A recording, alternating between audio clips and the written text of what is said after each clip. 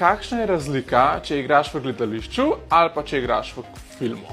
Ja, v filmu snemaš vnaprej in gledalci bodo to gledali v prihodnosti in na nek način potuješ čez čas, v gledališču si pa vedno v tistem trenutku in kar se zgodi takrat, se zgodi samo takrat in pol zgine. Jaz bi rekel, meni je gledališče bolj zanimivo, ker vidim takoj, kakšen je odziv gledalcev, na filmu je pa veliko več zanimivih tehničnih priložnosti, tako da se ne morem odločiti. To je tako, kot če bi se moral odločiti med dvema otrokoma. Kjer pa je tebi težji? Težje, zaenkrat mi je težje igrati na filmu. Ok, zdaj nam pa gledalcem povej, imaš ti kakšne tehnike, da odpravaš tremo pred nastopom? Imam. Tremo je fino sprejet.